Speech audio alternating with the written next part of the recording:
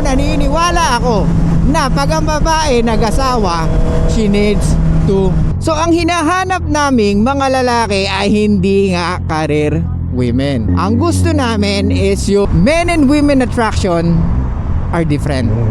Attraction is, una-una, it doesn't give us any benefits. Kasi at the end of the day, hey, what's up guys? It's your boy, Suplado Moto. So, merong nag-comment sa ating comment section. So, ang sabi niya is, ladies, men are interested with your career. What? Ang mga lalaki daw interesado sa karir ng kababaihan. Ano daw? Based daw sa kanyang experience. Paano yun? Di ba? You cannot speak in behalf of most of women, or it's hard to speak in behalf of most of women. Most of women are always waiting on the finish line. They always looking for someone na the best, because they always looking for security. How come na ang lalaki are interested sa karir nyo?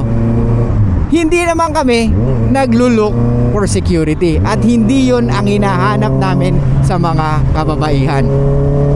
Babalik tayo sa mga nasabi ko na before at maraming beses ko na nasabi. Men and women attraction are different.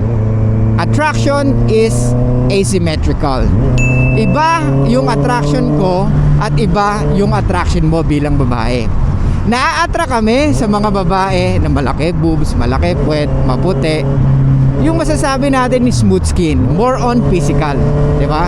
But when it comes to behavior, personality, we want someone na quiet, pala smile, hindi combative, hindi entitled, yung marunong mag-follow.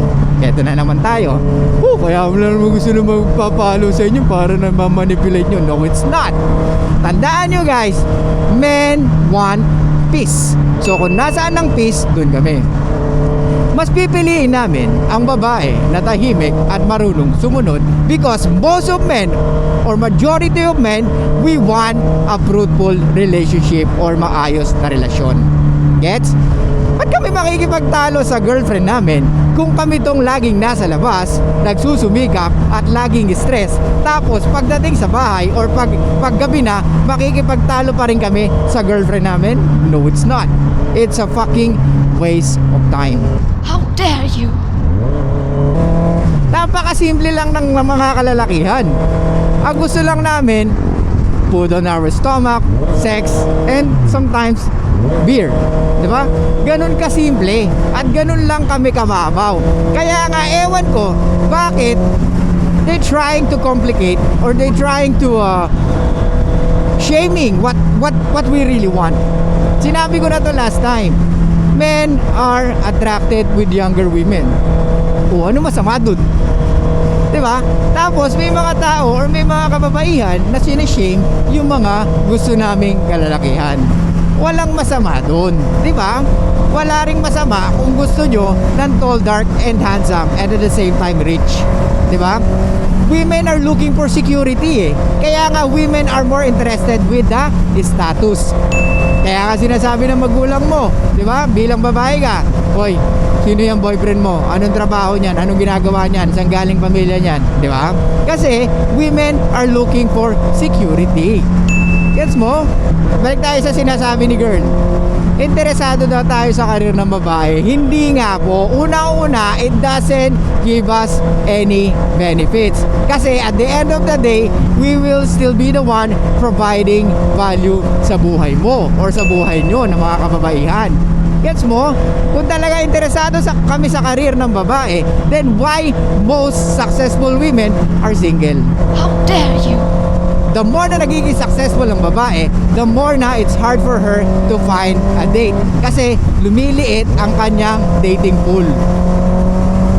Kasi Kasi karamihan ng lalaki or majority ng lalaki hindi naman ganon ka-successful. O yung masasabi natin na talagang nagtatrabaho ng maayos. Iba yung talagang successful na milyonaryo ka, marami kang kayang i-provide financially, marami kang experience sa buhay. Pag ganon ang lalaki, hindi rin siya pagkukumit sa babaeng successful. Because alam namin na ang career woman is very combative and very opinionated, very entitled. I'm not saying all. Eto na naman tayo. I'm not saying all. I'm saying most. So wag niyo pong masamain ang aking mga sinasabi rito. Sinasabi ko dito is kung ano ang behavior ng babae once they are successful. Okay? I'm not saying all. Again, I'm not saying all. Alright? How can you date a woman na same like you? Ngayon kasi, karamihan ng babae, they want to be successful like men. Kaya nga, mas maraming single na babae ngayon compare us last time. Gets? At babalik tayo sa sinasabi mo. So, hindi po kami attracted sa career woman. Ngayon, kung may career ka, then good. Di ba? Kung nakilala ka namin na may career ka, then good. Kaya nga rin, minsan, pag nag-asawa na ang babae, tumitigil na sa pagtatrabaho. Because we are not interested with your career. We are more attracted kung ikaw ay sexy, maganda, at hot. Gets mo?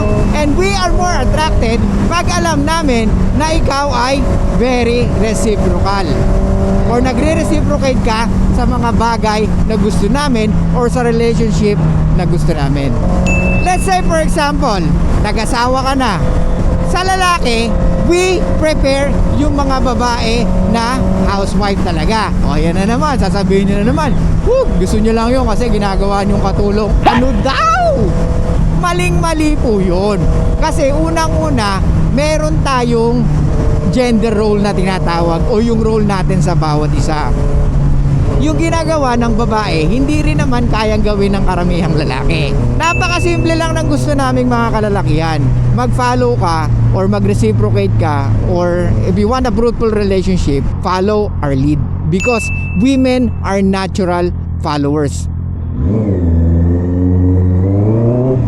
So ang hinahanap naming mga lalaki ay hindi nga career women. Ang gusto namin is yung reciprocal value. How dare you? Why don't you ask your mom? Mom, ba't di ka na nagtrabaho nung nag-asawa ka na? Kasi nga, meron tayong role sa bawat isa. Gets? So bilang lalaki, we need to protect and provide. Kaya nga, pag ang lalaki hindi nakakapag-protect at nakakapag-provide sa pamilya or sa girlfriend niya or sa asawa niya, which means that he is not loyal. Kasi nga, ang loyalty ng lalaki is to protect and provide. Women's loyalty is to stay monogamous, stay loyal, and stay docile. So pag ang babae, maraming kinakausap, nagpo-post ng sexy photos, nagsusuot ng provocative clothes, it shows na she's not loyal. Gets mo? How dare you? I know marami na naman sa inyong papalag. But anyway, let's not talk about that. So balik tayo, we are not interested with career women. Okay? Because we are not looking for security. Hindi kami magbe-benefit sa kung ano man meron sa karir nyo. Ako, naniniwala ako na pag ang babae nag-asawa, she needs to resign or she needs to focus on her family. Ako, naniniwala ako na pag ang babae nag-asawa na, she needs to resign kung may trabaho man siya. Because she needs to focus on her family. At ang lalaki, kailangan niya pang magsumikap lalo na pag nagkaroon na sila ng anak. Gets? Kaya nga, men are not interested with your career. How dare you? Okay? Your career is just a bonus. Eh paano yun? Gusto ko pa rin naman magtrabaho kahit na nag-asawa na ako. Well, you can continue working unless hindi mo napapabayaan yung pamilya mo. Because women's priority is their family. Gets? Hindi yung trabaho niya. Ngayon, kung napapabayaan mo at nako-compromise mo yung pamilya mo dahil sa pagtatrabaho mo, then you need to resign or you need to choose your family or your career. What? Gets? Kaya marami ngayon na relationship na nagfe-fail because of career. Most women want to be successful na at the end of the day, marirealize nila na they still want a man that can protect and provide for them. Most of women, they still want to stay at home and take care of the children. Di lahat ng babae, yes I know. Kaya nga most eh. And I totally understand, lalo na pag bata pa ang babae. Pero pag umidad na yan, doon niya marirealize, oh my God, I need a man na talagang I can lean on or I can rely on. So yun lang guys, thank you so much. Sana meron kayong natutunan sa ating vlog for today. Thank you guys.